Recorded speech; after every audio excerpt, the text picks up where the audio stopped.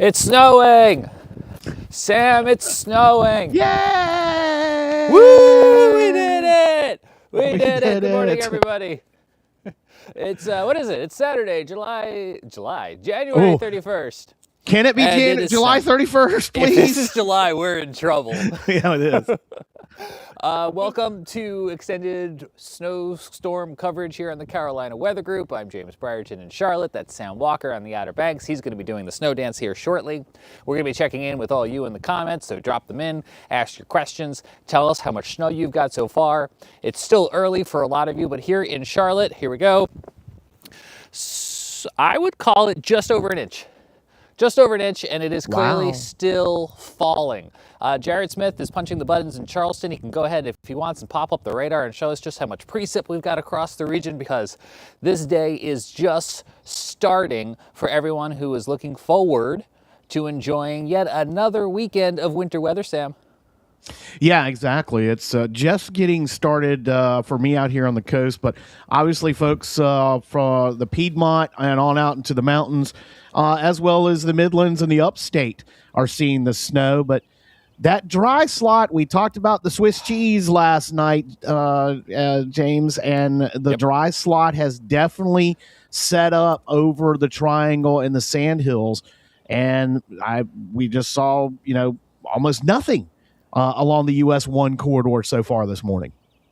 Yes, Swiss cheese is what we deemed it last night, because I think by the time we are set and done tonight, that radar is going to transition to a snow totals map, and we could see lesser amounts in the Triangle than, say, to both the east and the west. I think Charlotte is going to get a good amount of snow. I think the Outer Banks is going to get a good amount of snow. And we could unfortunately see that dry air just kind of penetrate right into the Triangle region. I think it's safe to say it won't be zero amounts of snow, but it could be dramatically less than where we thought on Wednesday. I don't know if either one of you gentlemen so far have the LSR reports up, and we can look to see across the region how much snow we've gotten in, and then maybe we go ahead and we take a look to see what's yet to come, since so much of this event is still before us. But when it comes to reading numbers, I'm definitely going to hand it over to you, Sam, because I can't see that far. Well, I can tell you, looking at the LSR so far, and that's the local storm reports, everything is west. As I said, US 1. There is nothing, no LSRs to come in yet from east of US 1 in either state. So seeing totals ranging from 4 to 5 inches up in the high country around Boone and those areas. I need to make an adjustment to my map here, so bear with me just a little bit, because I am not able to see through the radar at the moment to get the full picture. I think Jared's got some maps up on the screen there too, if that helps. Let me throw that back over there. That might help. There we go. So like near Candler, 2.5 inches of snow so far. Brevard is reporting about 2 inches. And slide on down to around Greenville, South Carolina, 2 inches. So that seems to be kind of the trend so far, is in the 2 to 4 inches everywhere west of I-77. A few reports right along the 77 corridor. Huntersville, 1.3 inches, 1.2 in Center City. Also, as we head up towards Salisbury, 2.5 inches in Salisbury so far this morning. And then in Guilford County around Colfax, well, that's really Greensboro, basically Greensboro, 0.3 of an inch so far as this morning, 1/2 inch out just east of Greensboro. And then our lone little report coming in from Roxborough, which always seemed to be the only place that ever got snow half the time with these systems when you're in the Triangle, 1.5 inches. So there's kind of a wide range, anywhere from just a dusting to as much as 4 inches up in northwestern North Carolina so far. All right, so those are the snow amounts that you guys have submitted during the early morning hours that have been tallied up until about 9 o'clock on this Saturday. But there is more snow still to come. So if you're waking up, because I started seeing this last night before I went to bed, Sam, I started seeing comments, the forecast is a lie, it's not going to snow, where is it? I'm like, it hasn't started yet, people. And even now, it has barely started. We're only a couple hours into this. Most of those snowfall reports, as you mentioned, are on the western half of the state. So if one of you fine gentlemen could pop up the up updated snowfall total maps, we can look to see what's still to come for these fine folks of the Carolinas who want to get outside and play in the snow today. Yeah, it's looking like the East is still going to be the target for this storm. I've got there we go.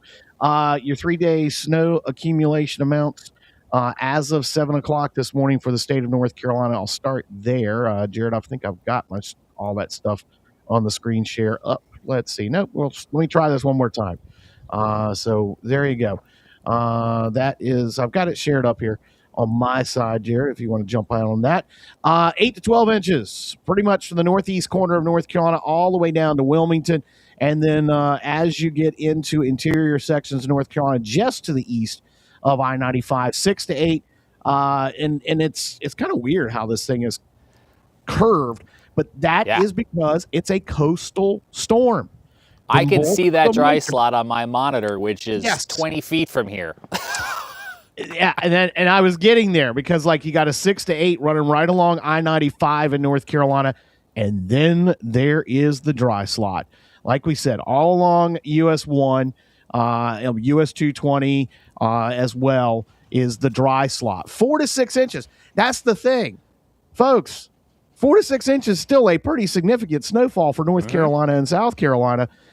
4 to 6 still is a lot. It is interesting to see down your way. 8 to 12 is still in play when we look at those North Carolina maps. So, hey, this thing is just getting started, folks. Just because you woke up, we thought we might see an inch or two of snow on the ground when we woke up this morning, even a half inch out here on the coast. We're just getting the game. We are early in the first quarter. I'm going to use a whole lot of football references because, it's that time of year. But we are early in the first quarter on this game. We haven't even gotten close to even anybody getting in the end zone yet. Maybe a couple of scores out there in the western part of the state and in Charlotte. But, yeah, we've got a long way to go before it's all done and dusted when it comes to the storm. Jared, I'm going to switch over to the South Carolina map because I want to show just exactly what we're thinking down there still. Still 4 inches. I do like South Carolina's map instead of the range. I kind of like this exact number. I like that. But look who's in the target for the highest amount of snowfall between now and 7 o'clock on Tuesday. Myrtle Beach, 6.3 inches. Wow. Again, coastal storm. Coastal storm. That's what they do. That's what they do. The biggest moisture is all going to be in the east of South Carolina. 4 inches along the I-95 corridor for the most part north of I-26. Still an inch, south of there. So, guys, again, we're just getting started. Western parts of the state, you're getting all your snow this morning. Eastern parts of the states, you're getting it this afternoon, this evening, tonight, and tomorrow. So, all right, let me switch back over here because I think we might have lost James for a moment there. I think we've lost your mic. Yeah, I got no audio from you, so that's okay. Yep. Come back to us, James. Come back to us. Hello. Is this thing there on? he is. Yeah, there we go. No, we're not professionals. No, we're not professionals at all. You're back on. Hey, Jared, if you want to throw some of the more comments up there, we'll kind of weigh in on those, and we can maybe run some of the. Yeah. Okay, Kevin. No, you'll have to read them to me if they're good. Yeah, not worried about football references because there's no good teams in the Super Bowl. Okay, we'll take that. But look, we got one of our boys. Hey, we got a local guy. Come on, Drake May's in there. My disappointment is measurable, unlike this snow. Let's see what else we got here. John Coleman coming down good in Greenville. Now, last night when we were on, James, we were shifted to that Greenville was going to be in that 12 to 18. Now, we've seen the 12 to 18 disappear. So which not Greenville are we talking about? Greenville, North Carolina. Sorry about that. Okay. So he might be actually in Greenville, South Carolina, now that I think about it. If it's coming. Yeah, lost you again. As your coffee, I think, has there you go, has messed around with the mic. But what I was going to say was when we go back, and in fact, let me go back and show the North Carolina map because we saw a big change from yesterday. So let me get the old screen share going here for you. There's that map again. So last night, this map showed the darker 12 plus right around Greenville, North Carolina, and that has gone away. So not only have we seen, if you will, that dry slot set up over central North Carolina, we've also seen the dry air kind of impact our snowfall totals, because that's probably one of the reasons why we haven't seen the snow start out here in the east, is because it's been so cold, because we've been in that Arctic air for so long. It's still the air column still had to get a lot more saturated, if you will, to start seeing the snowfall. So I think that might be one of the factors that's played into the reason why we haven't seen the snow totals stay where they were 24 hours ago, even 12 hours ago, because that slot of area around Greenville between Kinston and Williamston and including Greenville, we haven't seen that snow, those snow totals hold. At least the predictions haven't. And I think we got a couple of factors there. It's been a little bit slower development with the low offshore, and again, the dry air that not only has the storm been trying to fight, but the dry air that's still getting sucked into it. And again, that all goes back to why we see that dry slot right down the central part of North Carolina. I switched microphones. Yay! I think it might be too cold for the microphones. It's 20 degrees outside or 24 degrees outside. I mean, I'm wearing gloves and I haven't been out here but maybe 15 minutes and my hands are so cold, which is the other element of the storm, right, Sam? It's that we got that extreme cold temperature warning out. Yeah, exactly. And in fact, a lot of that has to do with, just talked about it, the dryness of the air. So not only is it because it's cold, it's so dry that actually just basically allowing that heat to come off your skin's drying out, which makes it more easier. And that's one of the concerns. And yeah, we haven't seen extreme cold warnings out here since they started that messaging last year. And it's been quite some time since when we used to have wind chill advisories and wind chill warnings and things like that. It's been quite a while since it was out here. I've got another tab I can throw up here. The minimum apparent temperature forecast. This is the wind chill forecast for Sunday. This is just a single day right now, or single night to night. -1 Elizabeth City, -1 Charlotte, -2 Albemarle, -2 Greensboro, -7 Mount Airy, -23 Boone. They're kind of used to that, aren't they, because of the wind? But Wilmington, 1 degree for a wind chill? That's, unheard of. And, the same thing's going to be happening in South Carolina as well. We can't forget to mention that. And I'll switch to that one as well with the wind chill night. Now, they do break it down a little bit better, if you will, because we're able to narrow in on time frames with the statewide maps. Can you control plus on that? Can you make that map a little bigger? Oh, yeah. Let's see. We'll control plus that sucker. There it goes. There we go. We'll get her down to 200. We'll start in the upstate. 0 Greenville, 0 Rock Hill, 0 Newberry. We get down in the Midlands. 4 in Columbia, 4 Myrtle Beach, 5 for Jared and Charleston. That is tonight's wind chill. 9 in Hilton Head. That's what we're expecting tonight for a wind chill. So yes, not only are we dealing with this snow, we're dealing with this cold air that's been locked in over us, it feels like, for 2 weeks now, and it's going to continue to be here. And we crank the winds up as the storm continues to intensify. The wind chills are just going to bottom out. And that is something we need to be concerned about, not just because of power outages, but if you're just going outside. One of the reasons why there is actually a shelter-in-place order that was issued by Dare County out here in the Outer Banks was issued yesterday, telling people, stay inside. Do not go out in this. Even if it's not snowing or anything yet, it's just going to be that cold for that extended period of time. I can already see a little bit of a breeze, and this is a very light, airy snow, so it keeps kind of kicking up, and it's only going to get breezier and colder, and that's where this is going to turn from being less fun to more dangerous, especially if the power is out. I'm going to try to walk down here towards the street, because you guys may have noticed a couple cars going by, and although my camera is locked down in the garage where it will stay dry, I do want to describe to you a little bit of what I'm seeing out here on the road conditions in Charlotte. You guys still got me? I think so. Yeah, a little choppy, but you were good. A little choppy. All right, so I'm on the road right now, and the biggest difference between this weekend and last weekend is it is not as icy. I don't know that I'm promoting going out and driving around in this, but the first hour or so, it is pretty obvious that this is a much more powdery snow. Matter of fact, I know a bunch of kids that want to get out and sleigh ride in this, and although we've got an inch of accumulation so far, I think we're going to need a little bit more, because even with every step I'm taking, I've already worn out a completely bare patch of grass right where I am right now. I can see people out cleaning off their cars. I've seen a couple of people venture out in their cars this morning. I'm remembering that my snow brush is inside one of the cars right now, so that's dumb. Get that thing out right now. I did that last night. But we are pretty ready to go here, Sam, because you know I say this from time to time in the show, but I got to live up to my brand of being a northerner who has moved to the south. I've got these really light, fluffy sleds. Yeah. That they are essentially like boogie boards with like a plastic bottom. And That's you just float right across the top. It's you know, there's the classic toboggan, and I don't mean to hate on it. It has you know, decades of service, but I love the way these guys they just glide right across the top.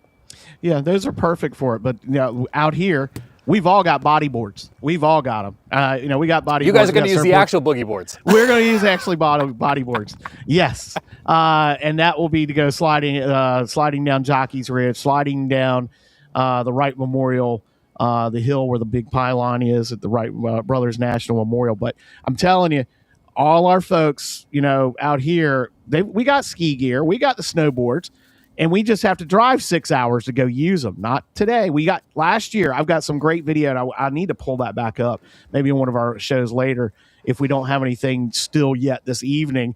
But I've got video from last year of folks out snowboarding at the Wright Memorial last year. When we had our double snow events. Not uncommon. We've got all these hills up here. People think the beach is flat, and yeah, we are flat, you know, once you get out here in eastern North Carolina.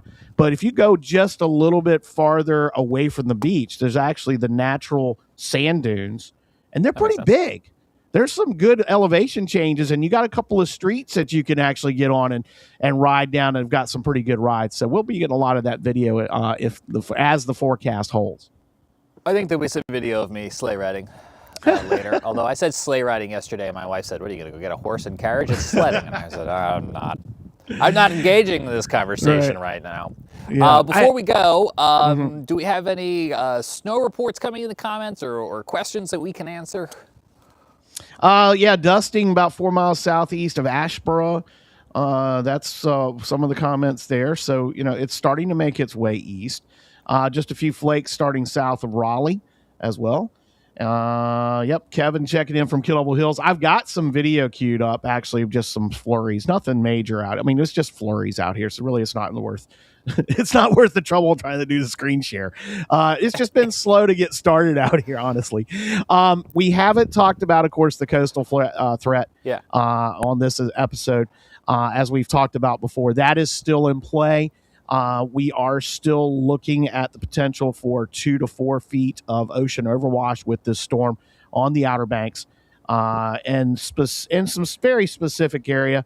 And I'll hit that screen share right now just so we can get that queued up for folks to kind of see it. This is from the National Weather Service briefing that came over just before 7 a.m. this morning. No real changes on what the thinking is. We are going to see winds in excess of 50 miles an hour, possibly gusts to 60 and even 70 offshore. That's going to create a very angry sea starting from the northeast, and that's going to create some big waves, 10 to 15 foot, maybe even some 20-footer in there. And you'll get 2 to 4 feet of inundation around high tide with ocean overwash.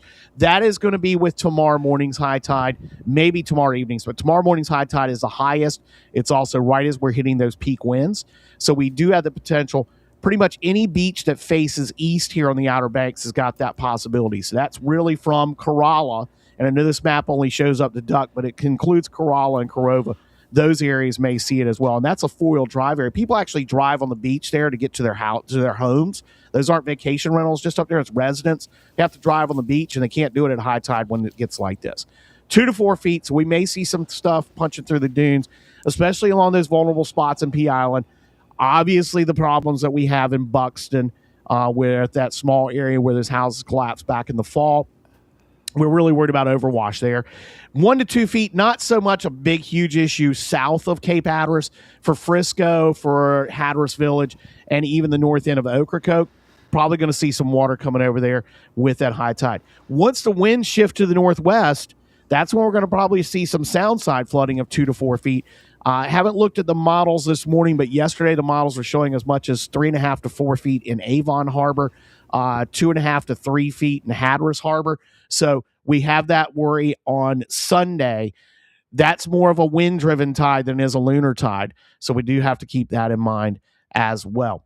So we do have that other angle of this. As cool as the snow is going to be, everybody's going to stay home. We do have the potential for some folks be on Hatteras and Ocracoke Islands are really dealing with a serious flooding issue possible out of this storm system. So there you go. I will admit, I went and warmed my hands while you were talking about that. So thank you for not only keeping us safe on the Outer Banks, but giving me a chance to warm my hands.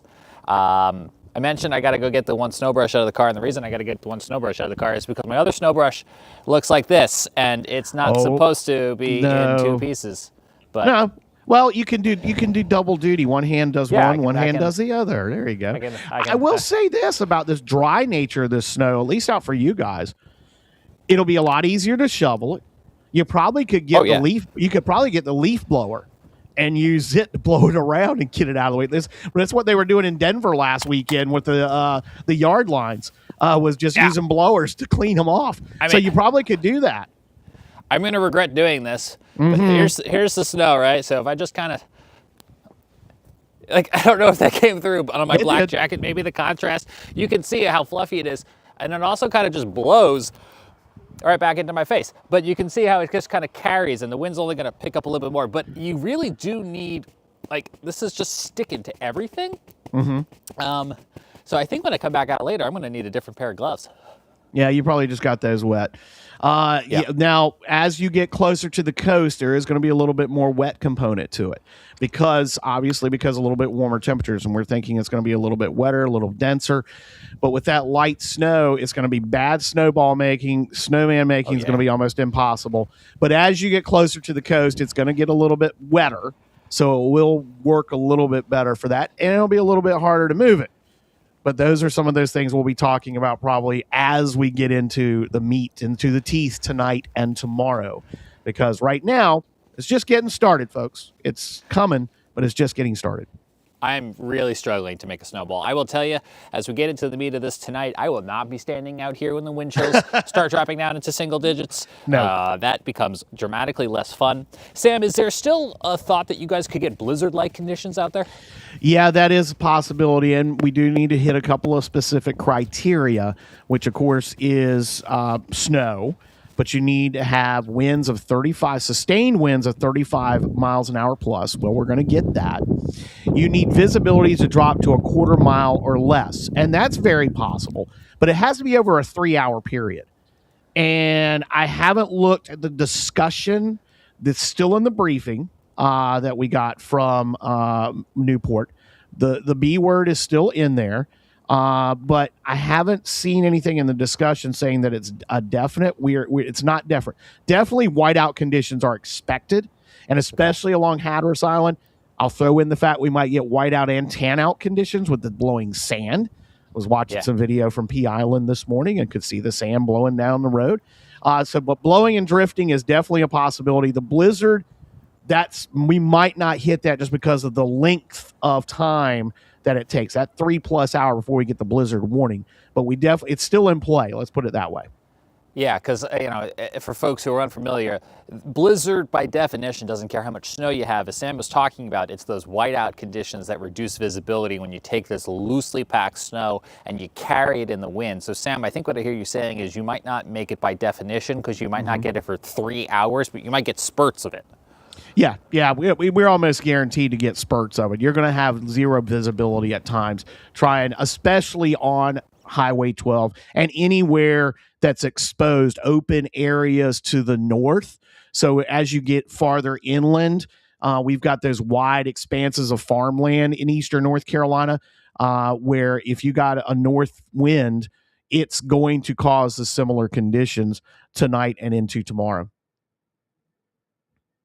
I lost you, James. Well, we've dropped out. Your microphone does not like this cold weather at all. Yeah. Oh, man. That's one thing about it. Our equipment isn't geared for it down here in the South. We talk about equipment, road clearing equipment, not having enough to handle major snowfall. We do more sand moving than snow moving out here. Same thing with our technical equipment. Some of it's not geared for this cold weather extended period. So keep that in mind. I know, folks, heat and air systems have been working hard. Heat pumps. Do we want to go into the science behind heat pumps? We've got James there, still waiting on his mic to come back. But, heat pumps are not the best for extreme weather. Still nothing. Yeah, we still lost you. Ah, boy.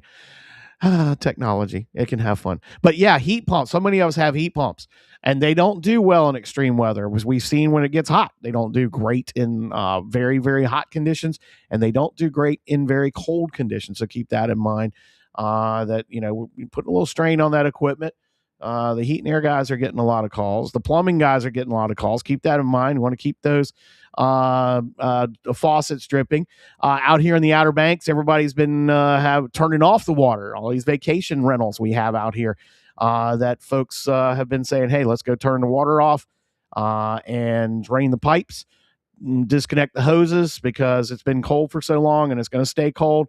Yeah, that's a problem. And if you're driving down the road and you see water running down somebody's driveway at an empty, and if it's a vacation rental and it's got a rental sign on it and there's water running down the driveway, they got a mess in progress. So, but I know a lot of our rental companies been doing that. That pretty much they winterize those houses, or they've been winterizing the ones that have been recently rented. I've switched to the microphone on my earbud. It probably sounds poorer, but can you hear me? It's okay. It works. All right. It works. Last weekend when I came home from work, we had a big old icicle dripping down the front faucet where the hose hooks up. So I ended up turning the power off the water off to the house during the overnight hours until I could get that taken care of, because I didn't want it penetrating into the house if the water was leaking there. So yes, now's probably the time to make sure you know where your water shutoff valve is in the unfortunate situation you might need it. All right, well, the snow's continuing to come down here in the Piedmont. As we told you at the beginning of this update, we're watching the snow as it continues to build up and move its way east across the Carolinas. The biggest change in the forecast during the overnight hours is we've really solidified that dry slot that is going to lower the snow totals across the triangle. We're still expecting snowfall accumulations there, but the big bullseyes are going to be out towards the Outer Banks where Sam is, and here in the Charlotte area where I am. I think somewhere between here and Columbia, I might get a real good number, Sam, and so we're going to get these pockets across the Carolinas that look very Swiss cheese-like on that final snowfall map. Yep, big holes are going to be all over the place, it looks like. But you know what? I think we'll take it. If some folks will be taking it, we'll take whatever we can get, I think, with this one. And then, you know what? I'm done with it. It's been a long week, a long 2 weeks. Can we be done with winter? I don't care what. Yeah. Don't look at next Thursday. Seriously? Sam has not looked at next Thursday. No, I have not. And I don't know if I want to. Well, I'll just say this, because I think people might read into that one way or the other. There's a chance of more precipitation, but I think the type of precipitation is still up in the air. This one was a lock-in on snow because of how cold it is. Exactly. That we didn't even have to guess what type of precipitation we were going to get. It is going to be this light, fluffy snow for just about everyone. If you need to get out, I have seen a couple cars venture out here this morning, but hopefully you can hunker down, stay safe, maybe have a little fun, stay warm. And, spring will be here before we know it. Yay. Get here, please. Get here soon. I would much rather be shoveling 85 degrees and sunny right now. So. I'm James Brierton in Charlotte. That's Sam Walker in the Outer Banks. We've got Jared Smith in Charleston behind the keyboard. We'll be back with you later on for another update here in the Carolina Weather Group. But don't go far, because if you're watching with us right now on YouTube, you're going to be automatically taken over to our Carolina Weather Net with continuous updates, sky cams, radars, snow totals as they come on in. And and also just a great conversation with your fellow weather nerds that has been happening in that live chat. On a production note is I'm going to ask Jared to run the credits because I got to run over there and punch over to the Carolina Weather Net. But I'm definitely going to come inside and refill my coffee, and we'll be back out here later, Sam. All right, sounds good. We will see you. Stay safe, everybody, and stay warm.